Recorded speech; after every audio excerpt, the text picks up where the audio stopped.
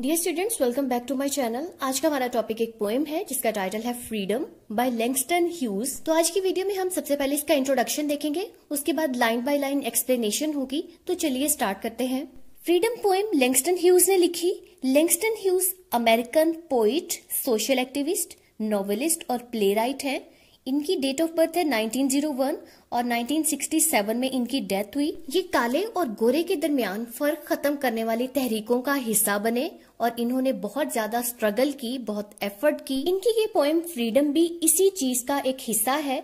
इन्होंने बहुत powerfully express किया है कि जो काले लोग हैं उन्हें भी फ्रीडम मिलनी चाहिए, उनका भी जिंदगी पे, आजादी पे उतना ही हक है जितना कि गोरे लोगों का है या दूसरे लोगों का है। उन्हें इक्वालिटी मिलनी चाहिए, जस्टिस होना चाहिए। ये पोएम उन्होंने उस टाइम लिखी जब अमेरिका में अफ्रीकन्स को बिल्कुल भी राइट्स नहीं मिल रहे थे। उन्हें जगह जगह पे प्रॉब्लम्स का सामना करना पड़ता था, रेसिज्म का सामना करना पड़ता था। तो लैंगस्टन ह्यूज ने ये पोएम लिख के एक्सप्रेस किया है कि उन्हें आजादी की अभी और इसी वक्त जरूरत है।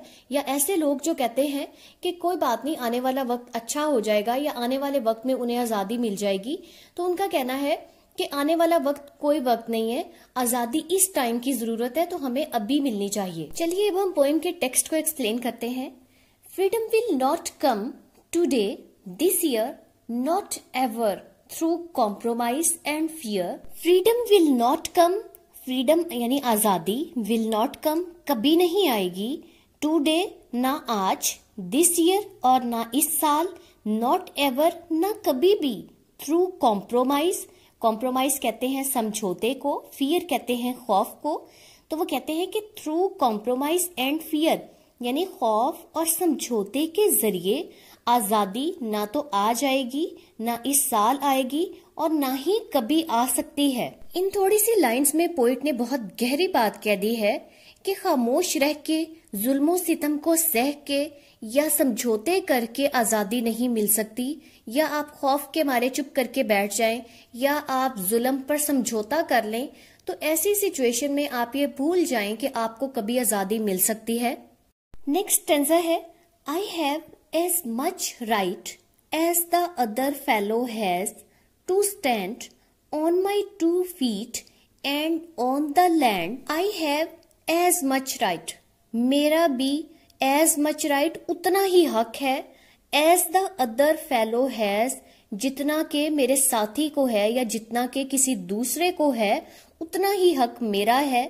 To stand कि मैं खड़ा रहूं, on my 2 feet अपने पांव पर, and own the land, own कहते हैं मालिक बनना यानी पोजेशन हासिल करना, कंट्रोल हासिल करना। तो वो कहते हैं कि जमीन का मालिक बनने का या जमीन रखने का भी मेरा उतना ही हक है जितना कि बाकी दूसरे लोगों का है। अब इन लाइंस में पोइट ने बेसिकली इक्वालिटी की बात की है, यानी उनका कहना है कि अगर हमारी सोसाइटी में कुछ लोगों को ये हक हासिल है कि वो आजादी से जी सकें या कोई भी प्रॉपर्टी ले सकें, यहाँ पे प्रॉपर्टी लेना एक मिसाल दी गई है, एक तशबीह दी गई है, इसका मायने बहुत वसी है। यानी जिंदगी में अगर मैं कुछ भी करना चाहता हूँ तो मुझे ये राइट होना चाहिए कि मैं लॉ के अंदर रहते हुए वो काम कर सकूं। तो यहाँ पे वो इक्वालिटी और जस्टिस की बात करते हैं, यानी उन्हें अपने पांव पे खड़े होने का हक है। मतलब ये है कि उन्हें अपनी जिंदगी इंडिपेंडेंटली जीने का हक है, और इसके अलावा अगर वो जिंदगी में कोई किसी चीज को खरीदना चाहते हैं, इस्तेमाल करना चाहते हैं, तो उन्हें इस चीज का भी उतना ही हक है जितना कि सोसाइटी में गोरे लोगों को है। बेसिकली यहाँ पे वो अफ्रीकन अमेरिकन के राइट की बात कर रहे हैं। I tire so of hearing people say let things take their course, tomorrow is another day. I do not need my freedom when I am dead, I can not live on tomorrow's bread. I tire so of hearing people say, I tire, tire का मतलब होता है थक जाना, exhausted, so of hearing ये सुन सुन के, people say के लोग कहते हैं, let things take their course, let things यानी चीजों को होने दो, take their course, course कहते हैं रास्ते को या अपने हाल पे छोड़ देना। यानी लोग ये जो कहते हैं कि चीजों को, मामलात को उनके हाल पर छोड़ दो, ये सुनकर मैं थक गया हूँ। Tomorrow is an other day, कल एक और दिन होगा, यानी अगर चीजें आने वाले वक्त में ठीक होंगी तो कल का दिन और आज का दिन सेम चीज नहीं है। कल का दिन एक नया दिन है, एक अलग दिन है। आई do not need my freedom when I am dead. मुझे उस टाइम फ्रीडम नहीं चाहिए जब मैं मर जाऊंगा। ठीक है, इंसान तो हाल में ही जिंदा है ना, फ्यूचर का क्या पता, कल का क्या पता। तो वो कल जो अभी आई ही नहीं है, मुझे उसके लिए फ्रीडम नहीं चाहिए, मुझे तो आज ही फ्रीडम चाहिए। I cannot live on tomorrow's bread. I cannot live, मैं नहीं रह सकता on tomorrow's bread, कल की रोटी पर। मतलब ये है कि कल की रोटी का सोच के मैं आज जिंदा नहीं रह सकता। अगर मैंने आज जिंदा रहना है तो मुझे रोटी अभी चाहिए, या रोटी का जो वादा है वो मेरे साथ अभी करो। तो चीजें जो हैं हमें हाल में चाहिए।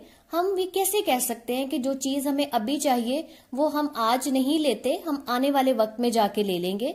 तो वो कहते हैं ये सारी चीजें, ये सारी बातें सुन सुन के मैं थक गया हूँ। लास्ट स्टेंजा है, freedom is a strong seed planted in a great need. I live here too, I want my freedom just as you. अब ये लास्ट लाइन्स बहुत पावरफुल है।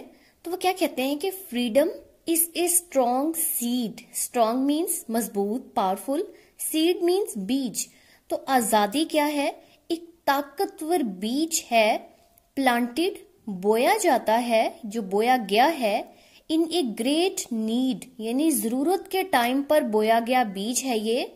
आई लिव हियर टू, मैं भी यहाँ रहता हूँ। आई वॉन्ट माई फ्रीडम, मुझे अपनी आजादी चाहिए। जस्ट एज यू, बिल्कुल तुम्हारी तरह। यहाँ पे पोइट ने एक बहुत ही खूबसूरत मेटाफर यूज किया है।